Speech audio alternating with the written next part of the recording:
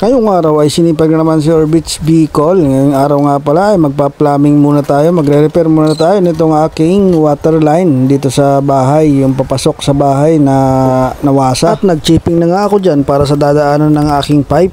Yung gagamitin ko palang pipe ngayon ay PPR.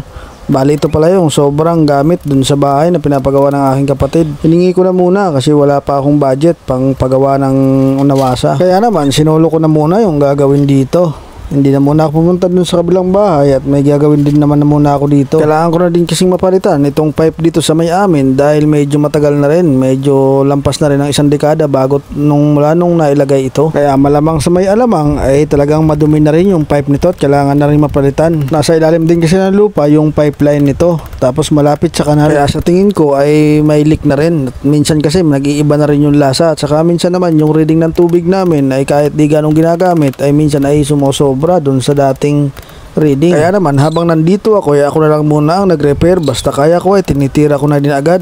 Baka kasi tirahin pa ng iba. Total kaya ko din lang naman. Ako na ang gagawa. Sayang din kasi kung magpapasahod ka pa tapos ito lang din naman yung gagawin ay oras lang din naman to tapos ka na rito. Kasi dugtong-dugtong lang naman ngayon yung ganitong pipeline, yung PPR ay napakadali na. Basta meron ka lang heater. Yan talaga maganda. Basta kompleto ko sa gamit na gagamitin ay para ka na rin may labor, may helper, ganun. Ganun kaganda pagka kompleto ka ng equipment. Yung mga machine na tulad nitong ginagamit yung heater ay talagang panalo na. Minsan talaga yung mga tinatago mong skilled ay nalalabas mo lalo na pag nandito ka sa Pilipinas. Iba din talaga pag ikaw yung gagawa kasi sigurado yung quality ay talagang maganda yung resulta. Kasi syempre doble-doblehin mo pa yan, double check mo pa. Hindi tulad pagka pinakontrata mo, minsan may reklamo ka pa, di ba? Yan talaga ang kagandaan pagka isa kang skilled kabayan. Yung flexible ka sa lahat ng skilled, yung hindi man kabilisan, pero at least alam mo paano gawin, di ba? Sa akin kasi hindi ako nagyayabang kung ano yung alam ko. Basta sa akin, pag kaya kong gawin, ay gagawin ko. Pero kung may mga pabida-bida, sasabihin ay master ko yan at alam ko yan, ay di ikaw nang gumawa. Hindi naman kita agawan ng trabaho. At ayun na nga, napagdurugtong-dugtong ko na itong mga pipe at mukhang malapit na akong matapos.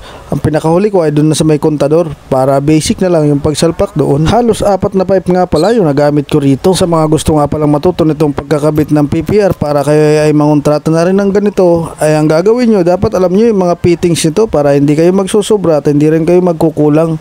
Medyo mas okay pa kung magkulang pero minsan yung magsobra ka ng fittings ay minsan ay wala nang refund sa mga hardware. At ayun na nga, nandito na ako sa kontador. Ayan na yung nalinyahan ko hanggang doon sa likod at titingnan natin kung okay na yung buhos ng tubig. Ayan, sumirit na siya mga Orbits. O diba? Kaya kung kaya ko, kaya nyo rin. At ito ang buhay ni Orbits Bicol. Buhay probinsya muna. Hanggang sa muli, follow for more.